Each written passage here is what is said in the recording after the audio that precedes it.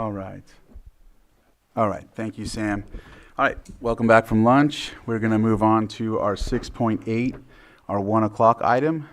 Consideration of letters to A, the United States Board on Geographic Names, Domestic Names Committee, and B, the California Advisory Committee on Geographic Names, recommending changes to BGN's principles, policies, and practices in light of the January 20th, 2025 Presidential Executive Order restoring names that honor American greatness. And Supervisor Pyska, you want to start out? Yeah, thanks. This last year has been really difficult for everyone regarding this name change, and the executive order of President Trump to update the policies and procedures gives us the opportunity to share where we found those policies fell short over the last year, specifically around renaming populated places. It's much different to rename a town than it is a mountain or a creek. And so that's what's in these letters. And these are the issues that I've been pushing all year with both committees. And so I think it's important for us as a board to lean on our experience and push this forward, advocate for what we've been through for these changes. All right. So we'll go ahead and go straight to public input. And if you would like to come up and speak on this item, please come up, state your name for the record. You'll have 3 minutes.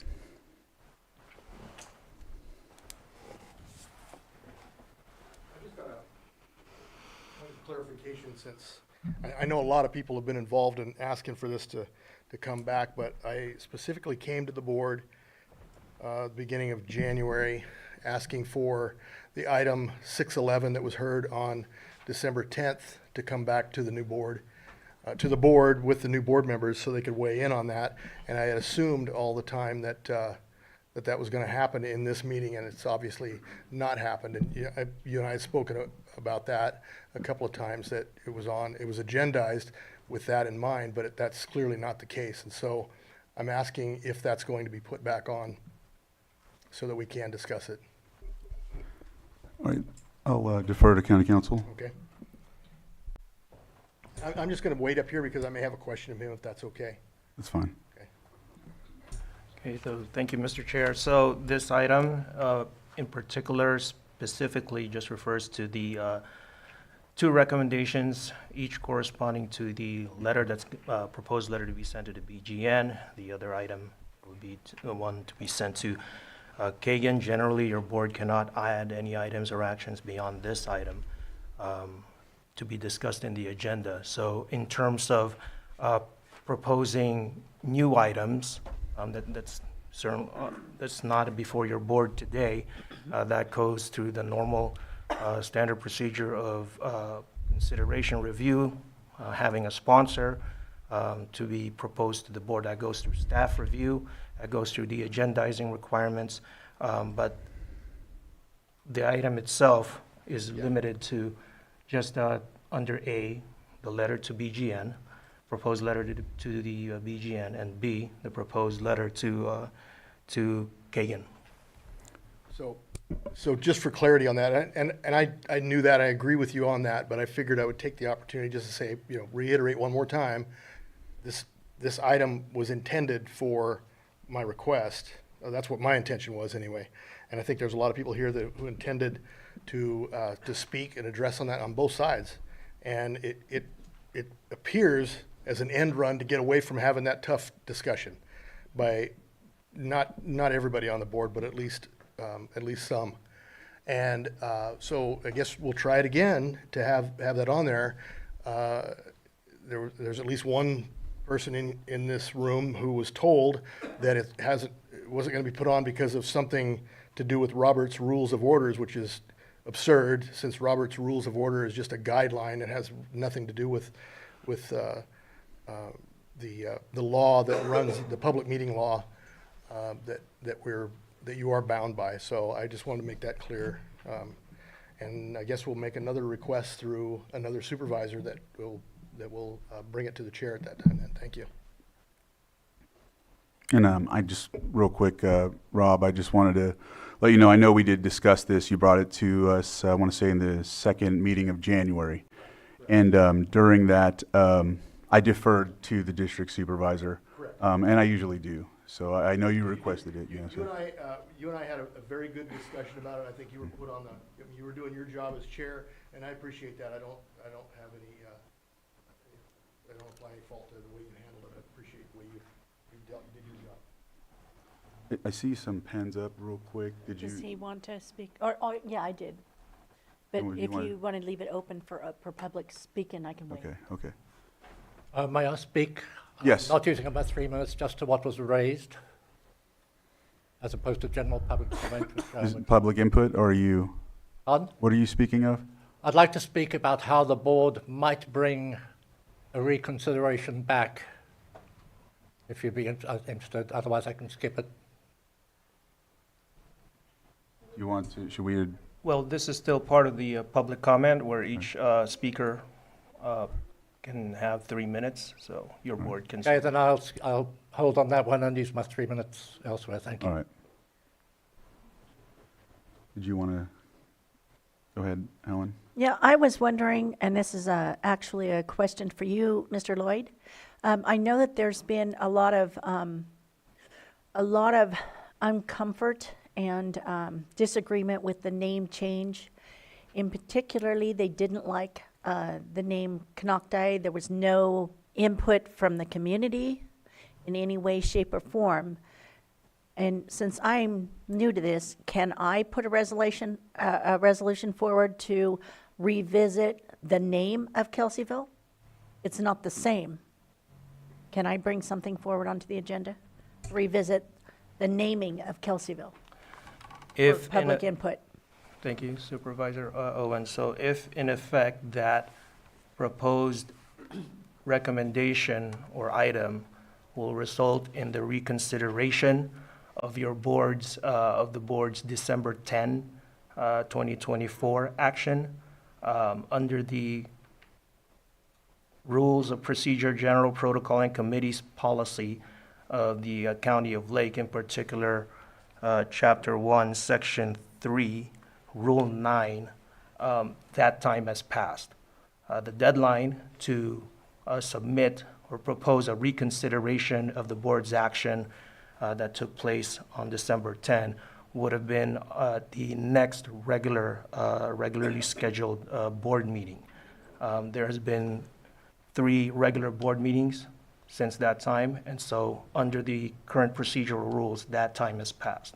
I'm not asking to address the December 10th meeting. I'm asking if we can address the name of Kelseyville. People do not want the name Canocti. Well, one option for the board or for a board member would be to consult with staff, because part of the review and the process there would be to coordinate and also finalize what would be the recommended action that would come out of the proposed item that you had in mind. So that would be my suggestion, to consult with staff moving forward. Obviously, it wouldn't be a part of the board's item for today. No, because- no, I was wanting to put it back on. Right. Right. So Supervisor Spatier? And county council basically said what I was going to say, that I think that Supervisor Owen should meet with staff to figure out what the options are, rather than doing that right here, since right now we have a specific agenda item. But I will go ahead and make a brief comment. I'll make more later on. There's obviously confusion as to what this item is supposed to be. I'm not sure if people heard what the item was or if they actually read what the item was, but the majority of the public comments we received was basically December 10th type of public comments of whether they wanted to keep the name or change the name, not discussing the process in which BGN and Kagan follow. And so there was obviously some massive confusion, because the majority of the public comments that we received were not related to the item on the agenda. It was related very specifically to the foundation of the issue that we're kind of discussing here. So I think it's unfortunate that there was that level of confusion more often than not. Can I just ask a question real quick of what Lloyd Yes. comments? So, the board policy, Robert's Rules of Order, mismanners, whatever you want to bring up, is superseded by the Ralph M. Brown Act, correct? Counsel? I only respond to questions Okay, from your board. okay. If your board gives me permission to respond, then I I will. appreciate that, yeah, that's true. And so you're saying The does Brown Act supersedes all of these policies and procedures and all of that, these other recommendations and guidelines.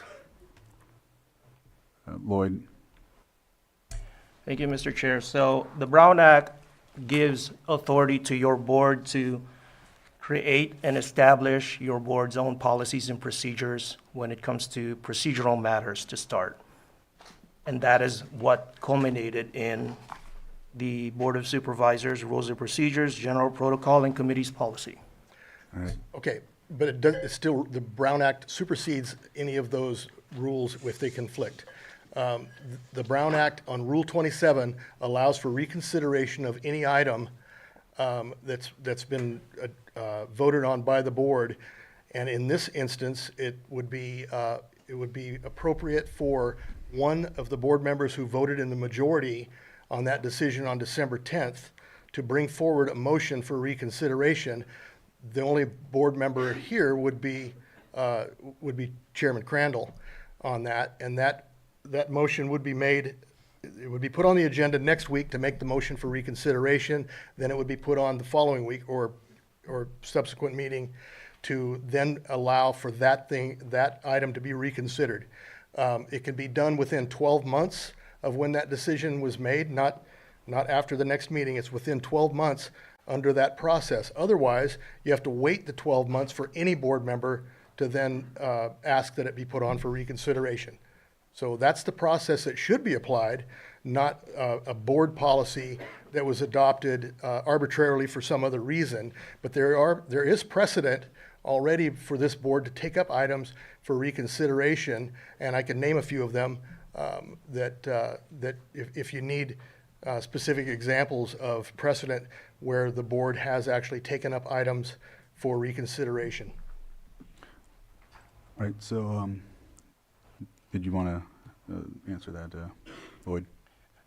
Sure, just very briefly. So, Rule 9, and I'll try to be brief about this. Rule 9 of your board's County of Lakes Rules of Procedure, General Protocol, and Committee's policy outlines the requirements for taking in, considering a motion to reconsider a prior board action. So it has all those requirements there. I believe I've already referenced the requirement, the timeline requirement for that, in which the deadline for bringing up such item has passed. And this particular rule here, along with the rest of your board's rules of procedures that were adopted in 2018, I can certainly contend that those are compliant with the Brown Act. And so, with what was stated about one of the majority bringing it back, the time has passed. Is that what I'm hearing? Correct.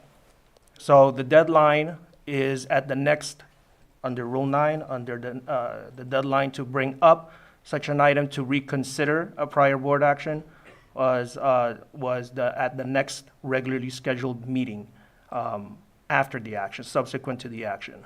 That would be the action itself referenced. It occurred on December 10. The next regularly scheduled meeting that occurred then was December 17, 2024. All right. So, Mr. Chair, again, we get this debate all day long. There are consequences to violating the Brown Act. There are no consequences to violating or going against board policy. So the Brown Act is what I'm sticking to. And in addition to what I stated earlier, the member of the board that was in the majority can ask that it be reconsidered. However, I forgot to add that at the next board meeting, 4/5 of the current board would then have to vote in favor of, in order to vote to reconsider that. So that is an important part. It can't be just 3-2. It has to be 4/5 vote in order to reconsider that. But again, I'm, with all due respect, and I'm not, nobody's ever paid me for legal advice, so you get what you pay for here. But you're bound more by the Brown Act and the consequences related to that than you are by any board policy that may have been adopted arbitrarily or for whatever reason at any time. Right.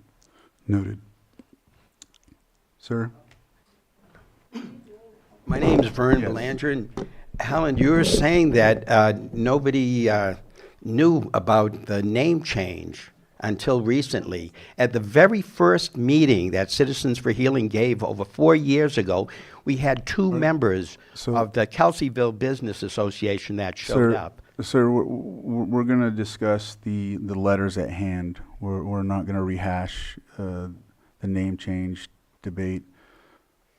So if you Okay, wanna I just please- wanted to clarify that That's fine. as a motion was made concerning what's not true.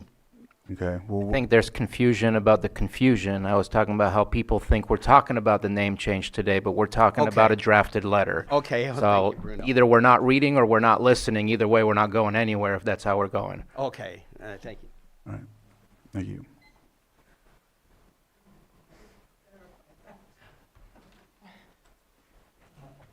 There really is no confusion. My name's Rachel White of Kelseyville. I spoke with Jessica last week. They gave me this excuse. I never asked for the vote on Measure U to be revisited. I asked to bring this back to the board for a discussion because of all the reasons that the original application should have been rejected based on the existing policies. And your letter also includes false information. They do have a procedure for accepting other names. No other names are accepted because we don't want to change our name, period. And we now know that at the federal level, it's not going to change. So your letter speaks loud and clear. You do not care about Kelseyville. You don't care about our reputation. You don't care about what's happened to us over the years. You don't care about the businesses. You do not care about the brand. Kelseyville's burning, and you are fanning the flames. This is a disgrace, and it should embarrass you. And your lack of leadership throughout this process is completely unacceptable. If you don't want to stand up for Kelseyville, then get out of the way. Our name is not changing, and we want to move on. This letter is another step in the wrong direction, and if you can't figure out where we're going, we need new leadership.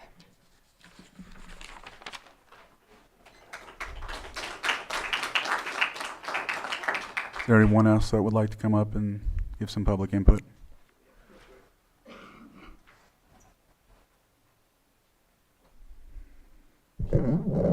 Mark Borgasani, Kelseyville. I'm not sure why we have to, the county, be the ones to direct the BGN and Kagan to rewrite their policies or to even call them out. The policies that they have don't support the name change and the application that was sent in. As Supervisor Owens stated, there was no, they'll say there was public, there wasn't. There was nobody that reached out and talked to the KBA about name change. They bopped their heads into businesses and, they'll tell you that they checked around, but they didn't. So why are we responsible if the BGN's policies don't support this? Canocti is not an acceptable name for Kelseyville. There was no input for that. It should just die. The application should just die at the BGN level because of lack of clarity or whatever. One could say that the lack of clarity at the BGN would be a way for this board to not support changing the name. We don't want it changed because your policies and procedures don't support it. I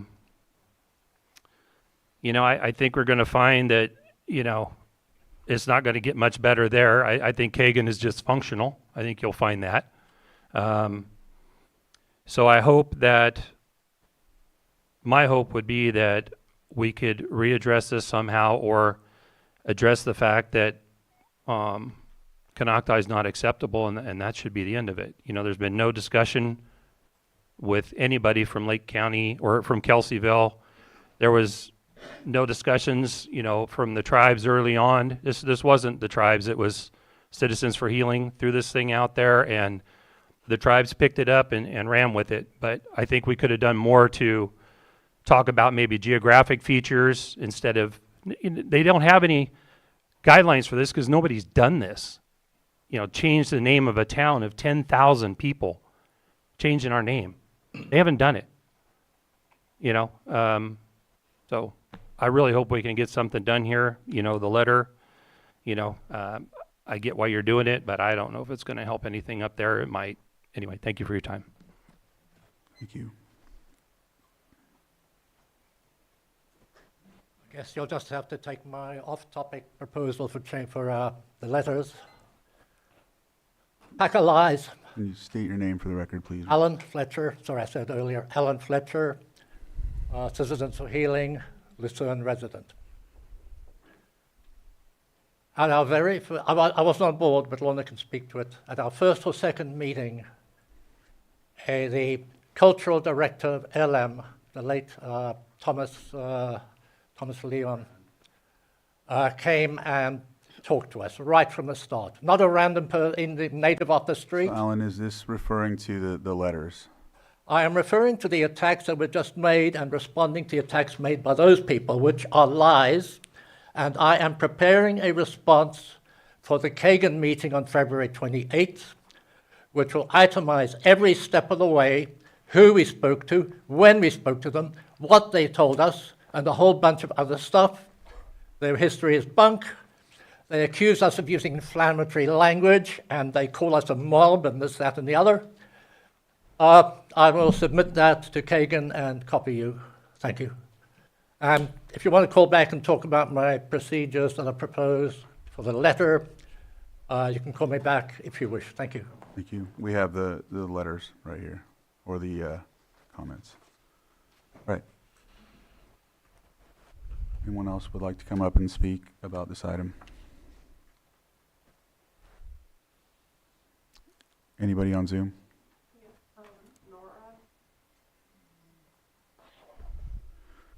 Do you want to speak first or after? Okay, so if you want to unmute and state your name for the record, and we'll give you 3 minutes.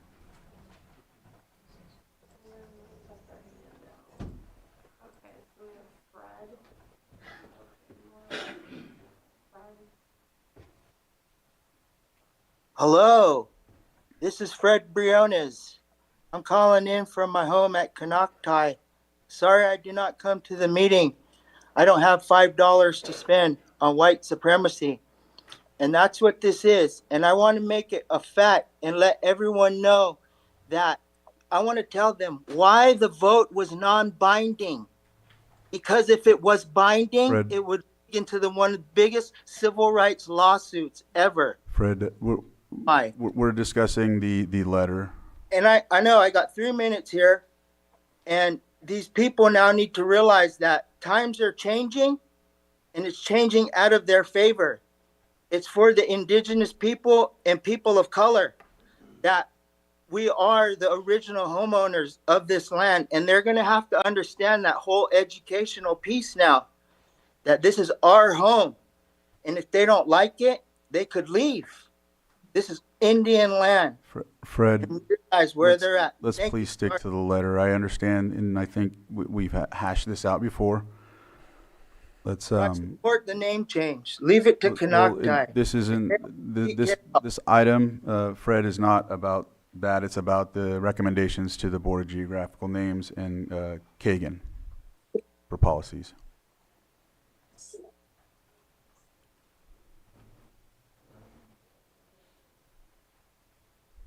Did he?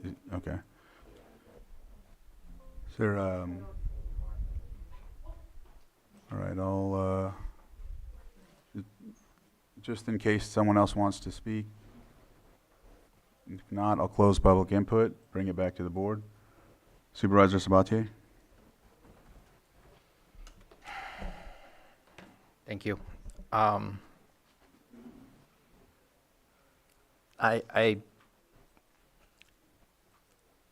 feel like we're continuing to stumble in this really important but difficult conversation that I think our personal process has not been good. And before we tell someone else what their process should be changed, I think we need to review our process as a whole. Not that I even want to have that conversation either, but before we point a finger at someone else, we should be pointing it at ourselves. Some people left this room on December 10th feeling like they got slapped in the face, and I can't speak for individuals, but saying the process is flawed is also a slap in the face of the 30% who voted to change the name and got that name changed. The process worked for the 30%. So I just feel like we just are making wrong decisions on how to process through these difficult matters, and that we need to look internally before we reach out externally. And so I don't think we should be sending a letter today. And I don't think that we should. I'm going to make a request. I think there's been a lot of staff time spent on this difficult subject. But I would like to ask for staff not to spend time on this. If a board member wants to bring something, they can do that on their own. But we have staff that are spending hours of time in meetings, in drafting letters, in drafting memos, and we have that capability to do that ourselves. I want to see staff spent on the priorities that we have, which is to, I know I'm going to get a laugh from somebody in the audience, to make our communities better, economic development, better opportunities, all of that good stuff that we should be focusing on. This is not on the list of things that we're asking staff to work on. So that is my ask. I don't know who's first. Supervisor Owen? Go ahead. I forgot to take it down. Vice Chair Rasmussen? Yes, thank you. I do have a lot of concerns with sending a letter right now, similar to what Supervisor Sabatier said. I think, the public just seeing this draft letter last week, on Thursday afternoon is not enough time. I think we ought to be engaging the community more as supervisors to work with everybody, get more input before we make decisions on this. I think that while I do think there are some issues with the federal policy, I also think that this board in 2024 could have taken a more active role in engaging the public, going out and facilitating meetings, and just working with everybody to try to work through this. I feel like it was just kind of out there, and we weren't involved until the board decided to put it to a vote. And then again, we just weren't engaged. I don't feel we were engaged. I think that's critical. I do think some of the federal policies are clear. What was clear to me is that, and this is, why my previous comment is that the Board of Names policy said that while they do accept public feedback, they don't rely on that as the primary source of their information. As I recall reading, they rely on the local governing body to figure out the best way to seek public input. That was my understanding of it. And, the board did come up with a way to do that. Not everyone is happy with, the final outcome, but nonetheless, the board made the decision that that's how they were going to seek public input. So I think, there's more involvement we can have. I think if we're going to send a letter, it needs more discussion in the public, more feedback from the public. I personally don't think the federal government ought to be involved in changing the name of a populated place anywhere in the United States. I don't see that as their job. They're not here, they're not part of this community or any other. The reason that they were created, in my opinion, was to regulate names of geographic places, primarily on federal land. We have vast tracts of federal land. We're talking about geographic features. That's really what their mission ought to be. You know, if we were going to send any letters, I don't think they ought to be involved in any of these decisions. I think it needs to be resolved within a local community with engagement of all stakeholders on all sides, try to work through it. So those are my comments at this time. Supervisor Owen? Yeah, I might add that the public comment or the public input was brought to us on a ballot. It was brought to the community, the entire Lake County, and it was the Board of Supervisors that asked to have that done. If that was to be ignored, it shouldn't have been put on the ballot in the first place. So I feel that that was our way of commenting, and when it came back to the board, we weren't asked for comment before that. So that's my feeling.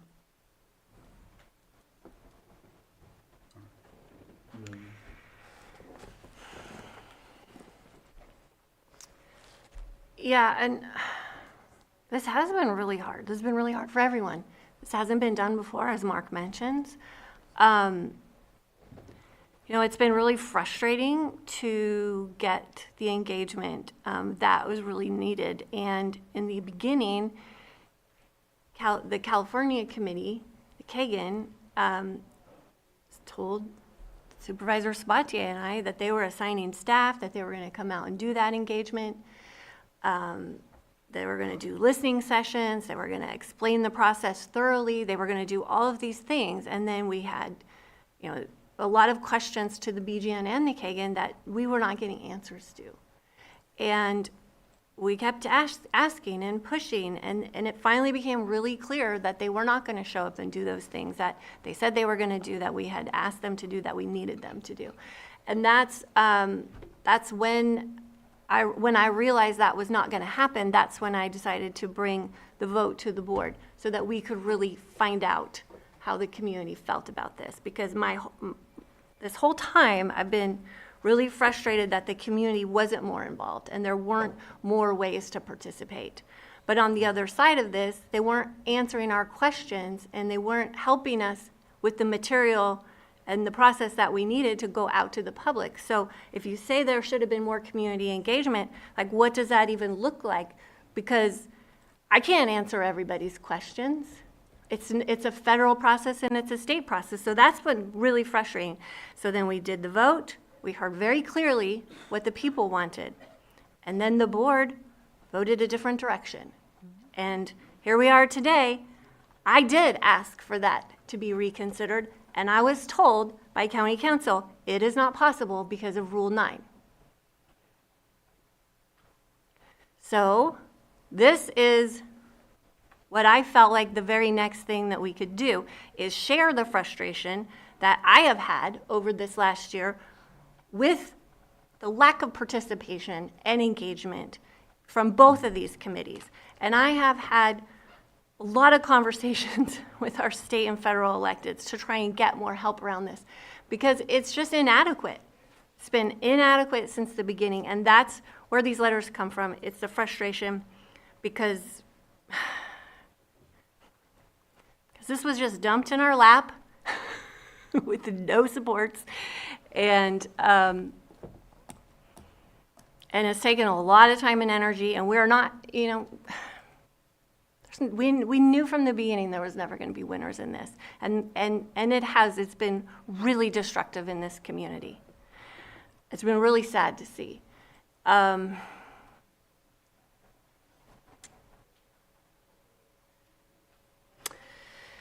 So here we are. This executive order pretty much says the name is not going to change. The Trump administration is taking this direction. They are completely gutting the BGN. They are replacing all of the BGN board members. The staff is gone, and the policies need to be rewritten. And so here's our suggestion if you're rewriting policies here. But at the end of the day, nothing is going to happen.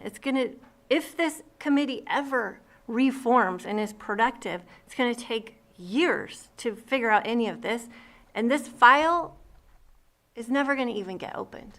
So I don't really want to put any more time and resources into this because it's been a year. We're all really tired. Can I speak? Sure. Yes. A brief second. You know, back when I was campaigning, I don't know if I said this up here before, but I was invited to the very first ever Native American forum at Robinson. And it was really cool. I went, but the night before I did a lot of research, and the day before. So, because I knew this was going to be one of the questions. And I ended up finding a couple of different things. One of the things that I found out was that back in the 30s and 40s, they were calling, some of the trappers coming through the area were calling Kelsey Creek, Kelsey Creek. And that was before Andrew Kelsey came to this area. So I found that interesting. And actually, I've tried to find it again, and the only one I found, which I do have it here, was George Kelsey that that they believed was named, that the Kelsey Creek was named after. But so there was more than one Kelsey family in the area. So that was one of the things that I found was interesting. Secondly, I got really excited as I've talked to, I know some people about instead of upsetting and changing what's going on and going through all of this, couldn't we put together a culture center? And I think that would be phenomenal. And amazingly enough, on the December 10th, Mr. Rob Brown had brought up the same thing. He was right in front of me and had said it. It was like he read my mind. But I'm sure he came up with it just as independently as I did. And I brought that to the natives at that time because your story's not being told. It's not really out there. When I travel, I've been to a number of these monuments and Crazy Horse and such. And it's something to be revered. And I think we're missing the boat on this. I think we can make something positive out of this. And I would absolutely love to see a Native Culture Center here where you're telling your story not just back 100, 150 years, but thousands of years for that matter. And it could be interactive. And the kids can learn from that and on all walks of life, your story could be told. So that was something, and I've actually spoke with EJ about that, and I told him that's something I would absolutely love to work on. And a memorial. We could do a memorial. And so thank you for stating that. I just got a question, and it's regarding this item, so about moving on, I don't know how. So there's a hand up in Zoom, so I'll allow, let's, one more, and then I'll allow the Zoom too. So I'll open public input, one more. So if you want to come up. So I'm going to stick with this item. I still, I'm not convinced that my request can be denied the way it was.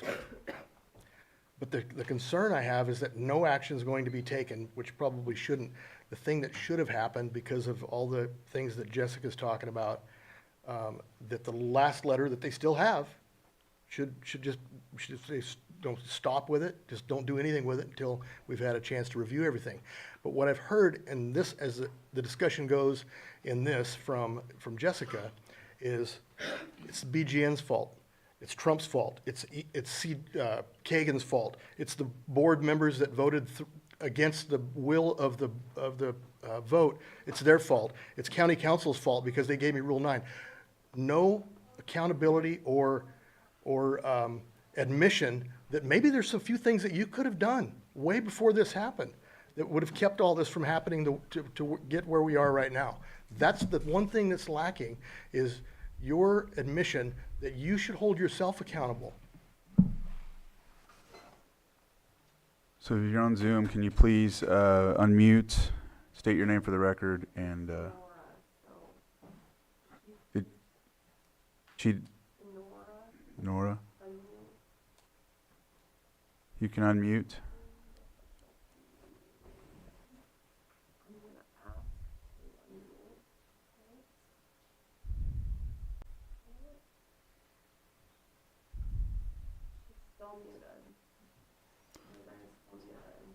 All right, so, Nora, we've tried twice now, so we're gonna go ahead and close public input. If you can email or send something in to the clerk of the board, and we'll go ahead and put it on record, and go from there. So as we close public input, I don't know if there's any more statements, but I'll just make a brief one. This item, in discussing it with Supervisor Pyska and staff, was basically also addressing the executive order, because as it's written, they're going to replace the folks that are on that committee and then create policies, reform those policies. And so that was, I think, was the thought, was to give some insight as to what's been done here, as it was one of the first type of situations with a populated town and whatnot. Other names and situations were SQ names and rocks and mountains and things like that. And so this was giving them the idea and the experience we had, as it basically put us in a position as a county to have separate in a divisive and difficult time while discussing this and getting through it. And so for me, I wanted to make sure we, in essence, paid it forward so no one else had to go through this again. Because in my mind, I think we all know the way that I voted. However, knowing how this goes now, it more than likely isn't going to happen with the diminishing of the department. So with that whole situation, after all of what we went through, is a moot point. So for me, that's what this letter was to me, was to give them some insight and say, hey, to ensure another community doesn't get broken apart by this type of vote or whatever the case may be, discussion, here is some insight, and we would like to pay that forward. And in knowing too that we're not really even going to have this progress. So that was my mindset with discussing this. Also, it was never a vote to change it. And I think one of the first statements I ever made when it comes to that was, if there was at this board level, it would always be a tug of war back and forth. It would just always be that way. And that's why, when people approach me about it, I never wanted to bring it here. And I don't think anyone wanted to, because it just would have always been that way, no matter what. And then the BGN application came, and then all the other stuff. So even when I was approached about it by different groups, it was the same. It was like, look, do something else, because it's just going to keep going back and forth one time or another. And so with all of that, that was my goal, was to give some insight to crafting the policies and whatnot, and going from there. So that was the intent, and I understand that, and when I talked with Rob, I mentioned, I understand this isn't exactly what you wanted. I defer to the district supervisor, and as you were saying, you spoke with the county council and staff, and was advised that that's not something we could revisit or reconsider. So yeah, I just wanted to highlight that and state that for everyone to know, where, I didn't want to not say nothing, and sit here. So yeah, that's what I'll state. And I don't know where we'll go from here, but yeah, if there's not any other comments. Lloyd? It looked like you wanted to say something, that's all. No? All right, sorry. I closed public input. I have one question. If it's not addressed at the federal level and the letter is still there, excuse me, after a certain time period, could they bring it back up, a change of regime, a new president? Could that come back up and our letter is still in there asking to have it changed to Canocti? Or will it drop off and go away? That's my question. From what I read, they're going to also look at all of the submissions and consider if they're even going to be addressed, the new appointed group. That's my interpretation of what I read, but I'm not at that level We of. could then write letters as the public could go ahead and put letters in. The public could definitely send their letters in. Supervisor Sabatier? And I would say that includes Board of Supervisors who have letterheads that if they wanted to write individual letters, have the right to do so, because they could do so anytime for anything, as long as they don't represent the group. board in those letters. Perfect. That would, just want to make sure we hammer that in. Yes, thank you, Mr. Chair. And to Supervisor Owen's question, so in terms of whatever letters that correspondence, that whether it come from the county, members of the public, going to BGN, in terms of what BGN does with it or what the retention is, that would probably have to defer to BGN's own policies and procedures on how long they would retain such Okay. documents. And Thank just- you. And just for further clarification, because I did mention that your board does have the authority to enforce rules and regulations necessary for the government of the board. That's under the government code, actually, 25003, which is separate from the statutory Brown Act provisions, but it is within the government code, just for clarification of what I said previously. Thank you. So with that, any other discussion? I'll take action. Mr. Chair, I move that we approve the letters A to the United States Board on Geographic Names, BGN Domestic Names Committee, and B, the California Advisory Committee on Geographic Names, KAGAN, recommending changes to BGN's policies, or principles, policies, and practices in light of the January 20th, 2025 Presidential Executive Order restoring names that honor American greatness, and authorize the chair to sign. Do I have a second?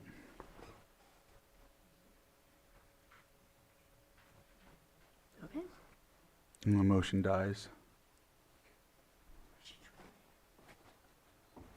So with that, we'll go ahead and close this item with no action taken from motion, not passed, motion moving forward. So, all right, we'll go ahead and close this item and move on to I think it was we have to go back to the other one, so. All right. You guys want to take a quick break or? Sure. Let's take a quick break. Let's come back at 2:15.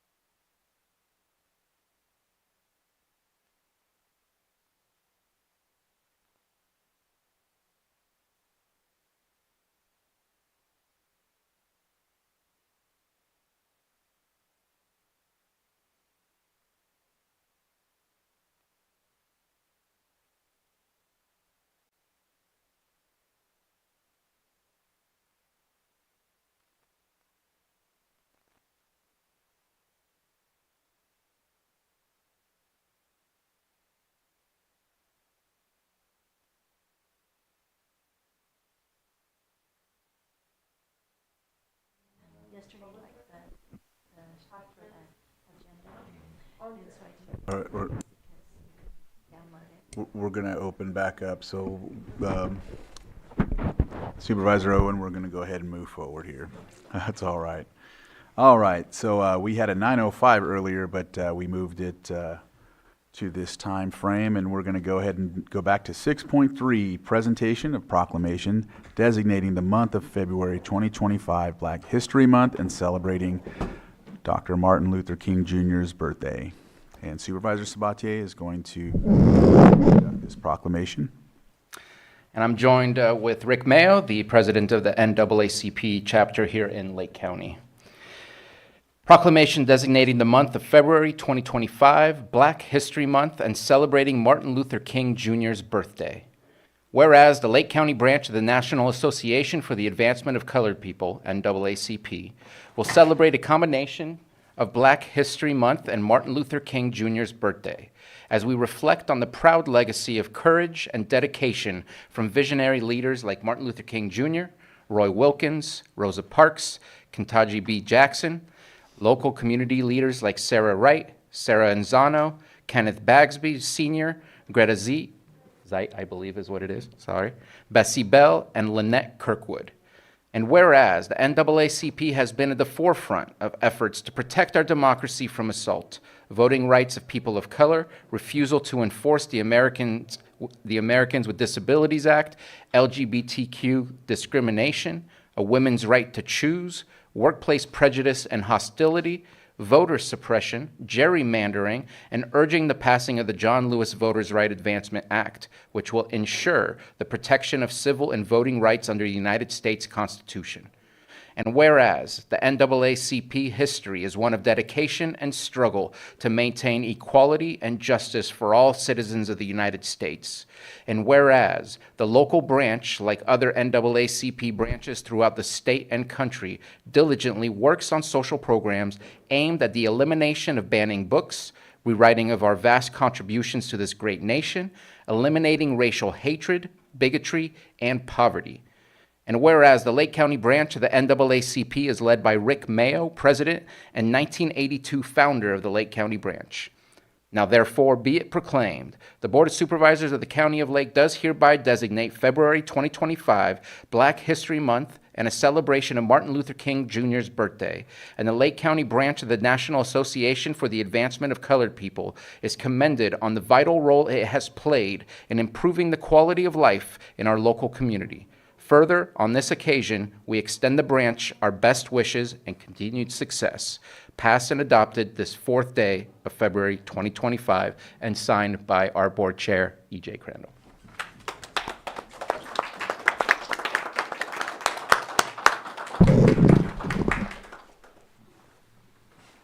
First of all, I'd like to give honor to God, and I'd like to thank the board for their continued support of and dedication to the community and the African American community and people of color in Lake County, as you have continued to do for many, many years. It's always a pleasure to come and receive one of these because it makes a statement to the whole county. Hopefully it's on YouTube, so it'll be the whole world, you understand, that the county of Lake, you understand, is a county of immigrants. We all came here from someplace. And you all are looking at all of us, you understand, independently of the other for our strengths. And you always are reaching out to give us a hand up. And that's greatly appreciated. Thank you very much.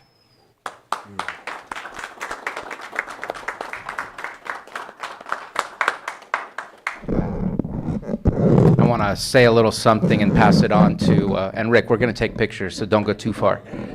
And then pass it on to board members in case they want to make comments.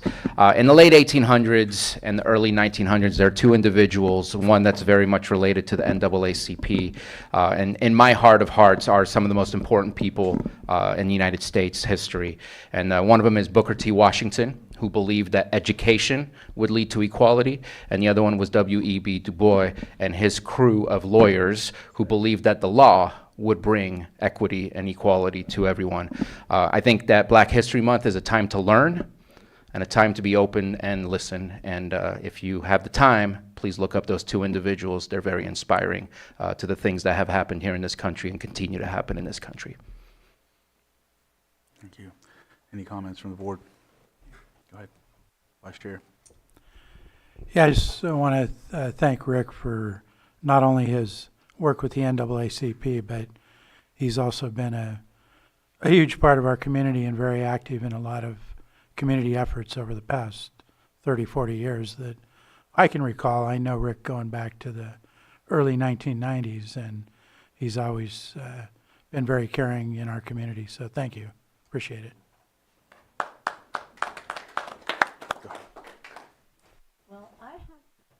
I haven't known Rick that long, but I met him during campaigning this last year, and he has just welcomed me in and let me take part and welcomed me in to do part of a toy drive from the veterans. And we've had a really good time. And thank you, Rick, for accepting me into your life. Thank you. Do you have anything? No? So I'll go ahead. All right.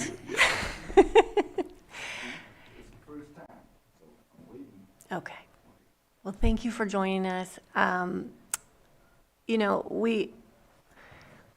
Bringing this forward is a promise to ourselves and a show of public support, how deeply we care about the diversity in our community and our commitment to our constituents. So I always appreciate seeing you. Thank you for coming in again, and thank you for being here to accept this for us.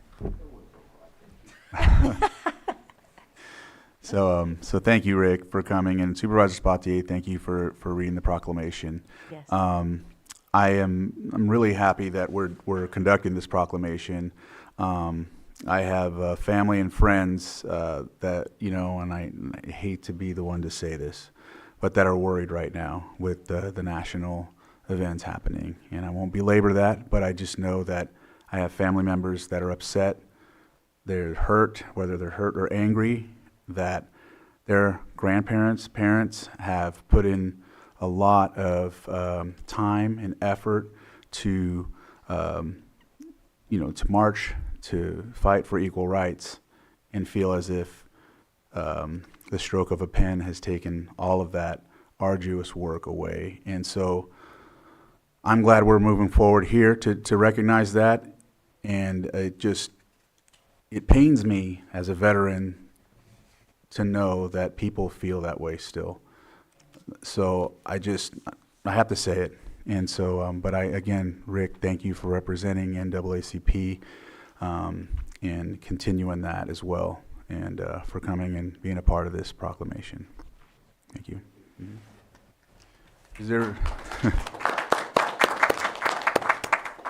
Is there anyone that would like to comment?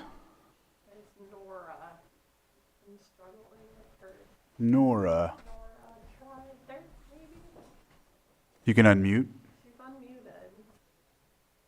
Not hearing anything. I know she might not have a mic connected. She's unmuted. All right. Sorry, Nora. We're trying, but if you could provide an email or a e-comment, we'll make sure it's on record. Is there anyone else? With that, we'll bring it back to the board, and we'll move forward with some pictures. Let's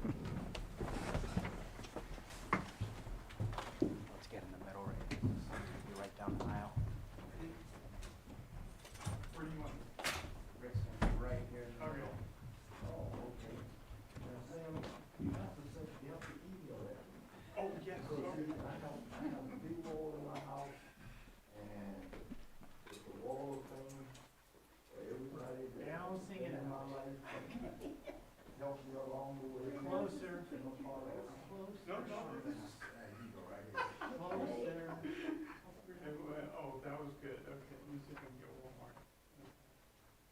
items just in case. Oh, that was good. Okay. So.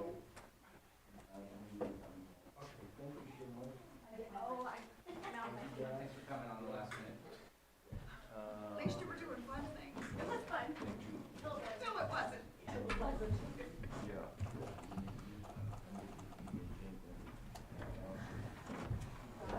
like spinning there earlier. You see me? Yeah. So I stepped and the glass on. I was looking at something, I had my glasses on, stepped right off there.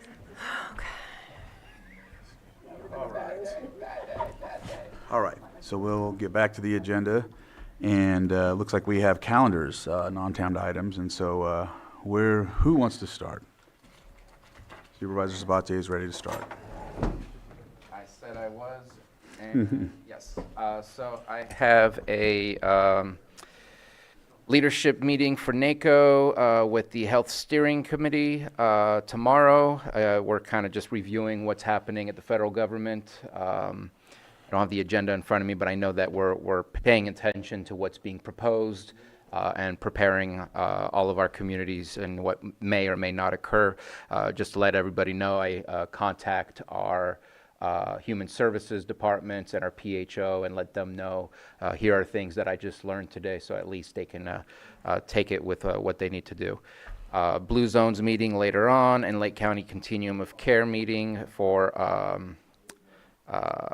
the specifics of it is the Hub Advisory Group. Really appreciate Adventist Health taking care of that to help connect people once they're in our HMIS system. Starting off on Thursday with Judge's Breakfast, meeting with some PG&E folks. I also have a meeting with USDA, but I think I'm going to try to move that as PG&E as a kind of an important conversation to have. Some more NACO stuff going on Thursday. Blue Zones, the general meeting for the COC will happen, and then I'll finish that day with the City Council meeting. Finally, after months and months of trying to trap me, I am meeting with Supervisor Gore from Sonoma County to discuss his Senate run, and then meeting with our public defender, behavioral health and social services director for our last meeting, just to discuss how the COC can work with our public defender's office. On Saturday night at 7:30, I will be here at the memorial for Vicente, and look forward to seeing all of his friends gather together and hear the stories. Meeting with a group from Kelseyville from the Baptist Church to discuss some COC stuff. They've already reached out in the past. I think they might be ready for some activities, and we've been working on building that trust, and happy that they reached out to see what was possible with the COC. Meeting with our CAO, another COC meeting with our Interfaith Committee, and then back here on Tuesday for our board meeting. Supervisor Owen? Yeah. Meetings. I have several meetings. I have several meetings on my calendar. Most of them are with constituents. One of them is Gwinnett Ranch, that's tomorrow, which is the Maha Lotus Land project. I'll be meeting with them tomorrow. I also need to do some staff meetings. I'm getting those lined up right now to get up to par on some of the technology that we have here. And I'm also working on a few projects. One of them I think I'm trying to look into is the bass, trying to bring the ESPN bass fishing back. I don't know if that's possible, so I really didn't even want to say that right now. But I've got calls in trying to see if we can do something along those lines. I'm trying to get a hold of CAL FIRE to meet with them too with Clark, trying to hook them up with Clark. So I do have a number of things on my agenda. Thank you. All right. So, is APC, I thought it was the first Wednesday of the month. Yeah, we apologize. We didn't lie. It's just not always right. Sometimes we do it the second week, depending on holidays. And so for this upcoming week, it is the 12th. Okay, and that's at 9? What I'll do. Someone send me an invite, please. I will do the same thing, and I apologize. I just did this for Brad because of his request. I'll send an email to Lisa Davy Bates to make sure that you're on the list of the emails so nothing is missed. And I'll ask for her to send out a calendar for the year. That way you can get that set up in your calendar. Okay, so that clears up my morning tomorrow. I have my biomass cohort meeting with the Shasta Valley North Coast, which is 2.5 hours in the afternoon. And then we're working on our geyser ad hoc meeting. You're coming to that, right? Okay, good. Yeah, I've got that. And then Friday, I am playing catch up.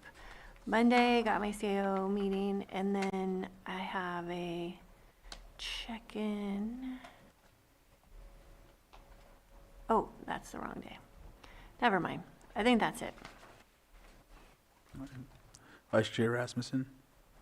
Yeah, I got a fair number of things since we haven't had a regular meeting since the 14th, I believe. Went to LAFCO meeting, EMCC meeting. Oh, yeah, you need your mic. Oh, sorry. LAFCO meeting, EMCC meetings that I did in the last couple of weeks. Several PIT committee meetings and training. And then we did the PIT count, I guess the week before last. Attended Martin Luther King Day in Clear Lake during the holiday. Met with the chamber director. Supervisor Peiska and I did some follow-up work with the Big Valley Committee, and we did recruit some more applicants. One was appointed today. There'll be another one on the agenda on the 11th. Should be, and that should fill us up.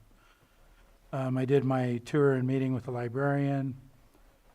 First 5 commission meeting, Scotts Valley community meeting, which I'll announce they did vote to start broadcasting and recording their meetings, which they had been the only MAC that weren't up until now. So that's going to be available online in the future, starting in March. I met with both staff from both hospitals recently on community things they have going on in my district. I will be at the memorial for Vicente as well on Saturday here in Lakeport. And I do intend to be at the COC meeting this week on Thursday. And that should wrap it up for now. Thank you. Does that leave me? All right. So tomorrow, I have Golden State Natural Resources, East Region Town Hall at the Moose Lodge in Clear Lake Oaks, and then CSA number 2 over in Spring Valley. I think there's a meeting on Thursday with staff, and yeah, I think it's staff. And are you on that one, Supervisor Sabatier, for Which one? Thursday? I think it's like a discussion about the PG&E. Yeah. Okay. Yeah, that's the one I need to move something. All right. Saturday, what time is the candlelight vigil? At 7? 7:30 p.m. at Library Park. Okay, yeah, because I have a booster at 6, so I don't know, maybe I can shoot over, but yeah, but we'll see. I know that you two are going, and it's well represented. So there's also a CERF meeting, Central Region Town Hall, on Monday the 10th. I'll be joining via Zoom. I will be going to DC for National Congress of American Indians, and so I'll be over in DC for next week. Also talking to folks about some things I could possibly bring over to advocate here as well. I have a couple people already reaching out to me and giving me information to, like we talked about at Middle Creek Restoration, stop by some offices, maybe some committees, or whatever the case may be. I know that some people aren't appointed, committees aren't formed, but at the same time, I wanted to get out there on another, with another group with my tribe. So yeah, I'll be there, and then I'll be back for the next meeting on the 18th. So if there's nothing else, I'll go ahead and read off the closed session. What's that? Did you have? No meeting on the 18th. Oh, there isn't? That's right. So it's not till, sorry. We'll see you the 25th. 25th. We'll see you all the 25th. All right. So here we go. With closed session items, we have 8.1, Public Employee Evaluation, Agricultural Commissioner. 8.2, Public Employee Evaluation, Special Districts Administrator. And 8.3, Public Employee Evaluation, Water Resources Director. And 8.4, Conference with Legal Counsel, Significant Exposure to Litigation pursuant to Government Code Section 54956.9 D2 E1, one potential case. With that, we'll go to closed session, and thank you for joining in with us. And when we come out, I'm pretty sure we'll be announcing it internally. So, all right.